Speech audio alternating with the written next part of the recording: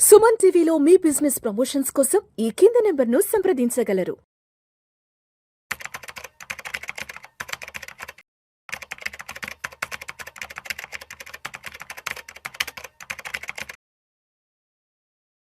అనిల్ గారు నమస్తే సార్. నమస్తే అండి. మాధుడి గారు నమస్తే మేడం. నమస్తే అండి. ఎస్ అనిల్ గారు, వేదాంత గ్రూప్ చైర్మన్ అనిల్ అగర్వాల్ గారికి సంబంధించిన వార్త ఒకటి నిన్నటి నుంచి బాగా వైరల్ అవుతోంది అండ్ చాలా మందిని ఆ వార్త అంటే బాగా ఎమోషనల్గా టచ్ చేసింది సార్. ఒక్కసారి ఆ వార్త ఏంటో చదువుతాను. వేదాంత గ్రూప్ చైర్మన్ అనిల్ అగర్వాల్ సంపదలో 75% సమాజానికి ఇచ్చేస్తానంటూ కూడా ప్రకటించారు.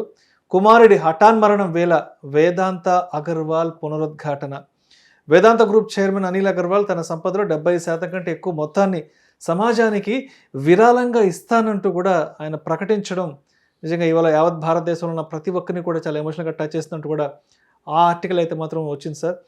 సార్ అంటే వేదాంత గ్రూప్ చైర్మన్ అంటే కొన్ని లక్షల కోట్ల వేల కోట్ల రూపాయల సంపద ఉన్నటువంటి వ్యాపారవేత్తలు. సో ఆయన కుమారుడి అమెరికాలో ప్రమాదవశాత్తు చనిపోయిన తర్వాత సో ఆయనకున్నటువంటి సంపదలు, ఆయనకున్న వెల్త్లో ఆల్మోస్ట్ 70% కంటే ఎక్కువగా కూడా సొసైటీకి నేను చారిటీ కింద ఇచ్చేస్తానంటూ ఆయన ప్రకటించడం అనేది అది నిజంగా చాలా చాలా గర్వకారణం, చాలా గొప్ప విషయం. సో మరి ఇటువంటి పెద్ద పెద్ద వాళ్ళ నుంచి, ఇటువంటి పెద్ద పెద్ద వాళ్ళ మంచి చర్యల నుంచి మనం ఎటువంటి పాఠాలు నేర్చుకోవాలి, అసలు మనల్ని మనం ఏ విధంగా మెరుగుపరచుకోవచ్చు అంటారు ఇటువంటి సందర్భాల నుంచి? ఒకటి, ఇది ఎవరైతే హఠాన్మరణం జరిగిందో అగ్నివేష్ అగర్వాల్.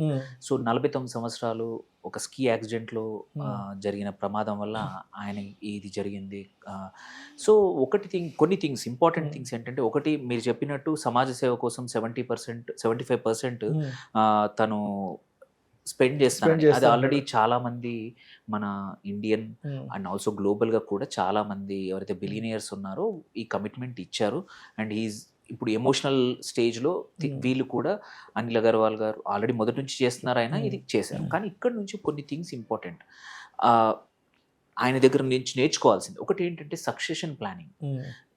వేదాంత గ్రూప్ కంపెనీ హ్యూజ్ కంపెనీ, మెటల్స్లో మనకి చాలా ఇండియాకి కీ ఇంపార్టెంట్. వేదాంత గ్రూప్ అంటే ఒకటి మనం నేర్చుకోవాల్సింది ఏంటంటే, అనిల్ అగర్వాల్ మొదటి నుంచి కూడా వాళ్ళ ఇద్దరు పిల్లలకి, వాళ్ళ కూతురికి వాళ్ళ అబ్బాయికి కంపెనీలోని వాళ్ళ గ్రూప్ కంపెనీస్ బాధ్యతలు డివైడ్ చేయడము అండ్ ప్రొఫెషనల్గా అంటే ఫ్యామిలీ మీద డిపెండెంట్ కాకుండా ప్రొఫెషనల్ లీడర్షిప్ డెవలప్ చేసుకోవాలి.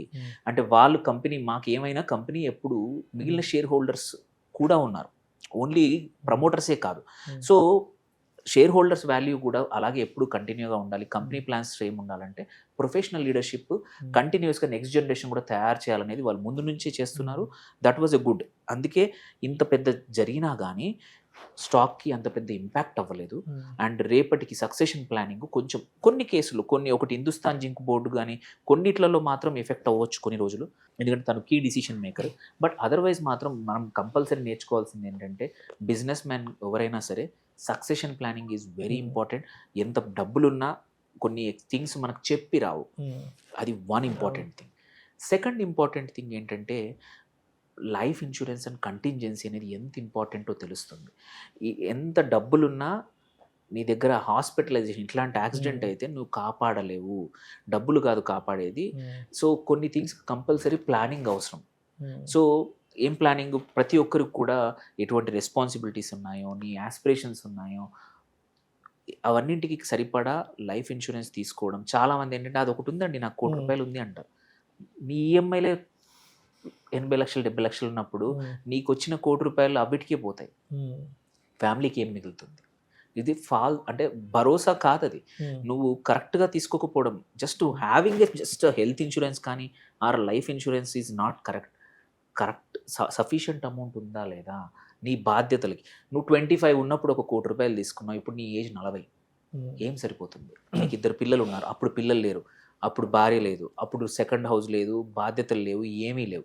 But now you have aspirations. పిల్లలు ఇద్దరిని ఫారిన్ చదివించాలి ఆర్ మంచి కాలేజీలో చదివించాలి అంటే అవి మనకేమైనా జరిగితే, ఇంత డబ్బులున్నా సడన్గా జరిగితే ఏమవుతుంది?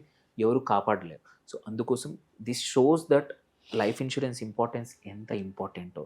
అండ్ థర్డ్ ఇంపార్టెంట్ ఏంటంటే కంటింజెన్సీ ప్లానింగ్. ఇవన్నీ ఉన్నా కానీ అన్ని ఇన్ఫర్మేషన్స్ ప్రాపర్గా కంటింజెన్సీ ప్రతి దానికి. అంటే కొద్దిసార్లు అంటారు మనం ఎందుకు చెడు ఆలోచించాలి ముందు అంటాం, బట్ చాలా ఇంపార్టెంట్. ఇప్పుడున్న పరిస్థితుల్లో మనం బయటికి వెళ్ళినా మన ప్రమేయం లేకుండా మనం ఇబ్బందులకు గురయ్యే అవకాశాలు చాలా ఉన్నాయి. అంటే మనం కరెక్ట్గా ఉండి దారిలో ప్రాపర్గా వెళ్తున్నా కానీ పక్కనోడోడో తప్పు వల్ల కూడా మనకి ఇబ్బందులు వచ్చాయి. ఆబ్వియస్లీ అవును. సో అందుకోసమే కంటింజెన్సీ ప్లానింగ్ కూడా, ఈ 3 థింగ్స్ ప్రతి ఒక్కరు నేర్చుకోవాలి. అండ్ థ్యాంక్ఫుల్లీ అనిల్ అగర్వాల్ గారు most of the things have done well. So ఆయన ఎమోషనల్గా ఇంత జరిగినా కానీ హ్యాండిల్ చేస్తూ ఉన్నారు. ప్యానిక్ క్రియేట్ చేయకుండా అంత కమ్యూనికేషన్ అంతా కూడా ట్విట్టర్ ద్వారా ఆయన్నే సొంతంగా పోస్ట్ చేస్తూ ఉన్నారు. దేర్ బై ఏంటంటే చూడండి ఎంత రెస్పాన్సిబుల్గా ఇంత జరిగింది, అది ఎవరు రిప్లేస్ చేయలేరు. అంత మన కళ్ళ ముందు పేరెంట్స్ కళ్ళ ముందు ఒక కొడుకు కూతురు ఇబ్బంది ఇట్లా పడితే మాత్రం చాలా కష్టం. బట్ స్టిల్ ఎంత స్టేబుల్గా ముందే ప్లాన్ చేసుకున్నారు. అన్నిటికీ ప్లాన్ ఉంది. సో అందుకోసం ప్రతి ఒక్కరు నేర్చుకోవాల్సిందంటే మీ లెవెల్లో మీకున్న యాసెట్స్కి మీకున్న బిజినెస్కి తగ్గట్టు succession planning and contingency planning and most important life insurance అనేది ఎంత ఇంపార్టెంటో తెలుస్తుంది. Right sir. సో మాధవిరెడ్డి గారు, మరి మీరేం చెప్తారు? వేదాంత గ్రూప్ చైర్మన్ అనిల్ అగర్వాల్ నిజంగా ఆయన చేసిన పోస్ట్ అనేది వాళ్ళ దేశంలో ఉన్న ప్రతి ఒక్కరిని కదిలించింది. అంటే లైఫ్ ఎంత uncertain, anything can happen with anyone అండి. సో నేను రీసెంట్ గా ఇలానే ఒక రిటైర్మెంట్ కపుల్స్ అందరికీ కూడా ఒక సెషన్ తీసుకున్నాను అనమాట. సో అక్కడ వాళ్ళందరికీ ఒక విల్, అంటే ఈ ప్రోగ్రామ్ ద్వారా ఈ కాన్సెప్ట్, అంటే యాజ్ ఎ ఫైనాన్షియల్ ప్లానింగ్ మేము చాలా విషయాలు మాట్లాడతాం. రిటైర్మెంట్ ప్లానింగ్ మాట్లాడతాం, ట్యాక్స్ ప్లానింగ్ ఉంటుంది, రిస్క్ మేనేజ్మెంట్ ఉంటుంది, ఇన్సూరెన్స్ ప్లానింగ్ ఉంది, ఇంకా రకరకాల ఇన్వెస్ట్మెంట్స్ గురించి, డెట్ మేనేజ్. బట్ ఎప్పుడు కూడా ఈ ప్రోగ్రామ్ లో మేము ఎప్పుడు ఎస్టేట్ ప్లానింగ్ గురించి మాట్లాడలేదండి. Estate planning is most important. ఈ విషయంగా మేము అందరినీ కూడా ఎడ్యుకేట్ చేయాలనుకుంటున్నాము ఈ పర్టికులర్ మీడియం ద్వారా. సో ఎస్టేట్ ప్లానింగ్ అంటే ఏంటంటే చాలా మంది మన ఇండియన్స్ అండి, ఎస్పెషల్లీ మిడిల్ క్లాస్ వాళ్ళు కానీ లేకపోతే పెద్ద పెద్ద వాళ్ళు చూడండి, ఆయన అంత పర్ఫెక్ట్ గా చేశారు కాబట్టి ఆ సిచ్యువేషన్ ని కొంతవరకు హ్యాండిల్ చేయగలిగారు. అంటే మిగతా వాళ్ళకి ఆ ఇన్సిడెంట్ అనేది ఇంపాక్ట్ అవ్వకూడదు అని ఆయన మాక్సిమం ట్రై చేశారు. ఇక్కడ ఏం జరుగుతుందంటే చాలా మంది మనం చూసామండి, ఒక నామినేషన్ కూడా పెట్టరండి. మ్యూచువల్ ఫండ్స్ రాస్తారు, నామినేషన్ పెట్టరు. ఎఫ్డి చేస్తారు, నామినేషన్ చెయ్యరు. అసలు ఎక్కడ అంటే ఇన్సూరెన్స్ కంపెనీలకు కానీ ఎక్కడ కూడా నామినేషన్ డీటెయిల్ పర్ఫెక్ట్ గా ఇవ్వరు. సడన్ గా ఏదైనా అవుతుంది కదండి, life is very certain. So ఇప్పుడు ఆ డబ్బులన్నీ ఎవరికి రావాలి, ఎలా వెళ్తాయి, అసలు వాళ్ళు మిగతా వాళ్ళు ఎంత ఇబ్బంది పడతారు తెలుసా అండి. కోర్టుల చుట్టూ తిరగడము, లాయర్ల చుట్టూ తిరగడము. చిన్న ప్రాబ్లం ఏంటి, మీరు నామినేషన్ అనేది కరెక్ట్ గా పెట్టలేదు. మేడం చాలా మంది మగవాళ్ళ ఇంట్లో వాళ్ళు చేస్తున్న ఇన్వెస్ట్మెంట్స్ ఏమున్నాయి, సేవింగ్స్ ఏమున్నాయి, మనం ఎవరికైనా అప్పులు ఇచ్చామా, పోనీ ఎవరి దగ్గర నుంచి ఏమైనా అప్పులు తీసుకున్నామా, మన ఫ్యామిలీకి ఏదైనా ఒక టర్మ్ ఇన్సూరెన్స్ ఉందా, ఒక మెడికల్ ఇన్సూరెన్స్ సంగతి పొరపాటును కూడా షేర్ చేసుకోరు. సో అందుకని ఈ రోజు ఏంటంటే ప్రతి ఒక్కరు కూడా నామినేషన్ అనేది చాలా ఇంపార్టెంట్ అండి. మీకు మ్యూచువల్ ఫండ్స్ ఉండొచ్చు, డిమాట్ అకౌంట్ లో స్టాక్స్ ఉండొచ్చు, ఇవన్నీ కూడా నామినేషన్ పెట్టండి. ఆ తర్వాత విల్ రాయాలండి. విల్ అనేది ఏంటంటే నా తదనంతరం నాకు ఏదైనా జరిగితే ఈ ఏదైతే వాళ్ళు సంపాదించిన ఆస్తులు ఉన్నాయో, ఏవైతే ఉన్నాయో ఎవరికి ఇవ్వాలి అనుకునేది ఒక విల్ పెట్టేసుకున్నారు అనుకోండి, ఏం ప్రాబ్లం ఉండదు. లేదంటే ఏమవుతుందండి, అంతా కూడా కోర్టులకు వెళ్ళిపోతుంది. లాయర్లకి లక్షలు పెట్టినా మీరు ఆ ప్రాబ్లమ్ ని సాల్వ్ చేయలేరు. ఇక పిల్లలందరి మధ్య ఎంత విభేదాలు వస్తున్నాయి ఇప్పుడు మీరు చూస్తున్నారు కదండి. ప్రతి 10 మనం హౌసెస్ చూసుకుంటే 50% హౌసెస్ లో ప్రాబ్లమ్స్ ఇవే, ఆస్తి తగాదాలు. ఎందుకు అంటే పెద్దవాళ్ళు ఏం చెప్పరు మీకు, సడన్ గా ఏదో అవుతుంది, మరి వీళ్ళందరూ ఎలా పంచుకోవాలండి, వీళ్ళందరూ ఏం చేస్తారు. సో ఇదేంటంటే సడన్ గా ఇలాంటివన్నీ జరుగుతూ ఉంటాయి. కాబట్టి ఎస్టేట్ ప్లానింగ్ కూడా ఇప్పుడు రిటైర్మెంట్ ప్లానింగ్ ఎంత ఇంపార్టెంటో, తర్వాత మనము పెన్షన్స్, ఈ రెగ్యులర్ ఇన్కమ్, వీటి గురించే మాట్లాడతారు. కానీ ఒక బిల్ రాసి పెట్టేద్దాం, అది ఎవరు మీరు చెప్పక్కర్లేదండి. ఇప్పుడు ఫ్యామిలీని అంతా కూర్చోబెట్టి చెప్పొద్దు, మీకు ఎవరికి ఏమి ఇవ్వాలి అనుకుంటున్నారో ఒక పేపర్ మీద రాయండి, దాన్ని రిజిస్టర్ చేయించుకోండి, అది అలా పెట్టేయండి. ఏదైనా ఎమర్జెన్సీ ఇలా సడన్ గా అయినప్పుడు ఏమవుతుందంటే పిల్లలందరికీ కూడా ఎన్ని ప్రాబ్లమ్స్ లేకుండా, ఆ లాయర్ల చుట్టూ లేకుండా, ఫ్యామిలీలో గొడవలు లేకుండా అంతా కూడా సక్సెషన్ ప్లానింగ్ అనేది జరుగుతుందండి. సో ఇప్పటికీ మన ఇండియాలో ఈ ఎస్టేట్ ప్లానింగ్, సక్సెషన్ ప్లానింగ్ గురించి అస్సలు అవగాహన లేదండి. But they need to do it.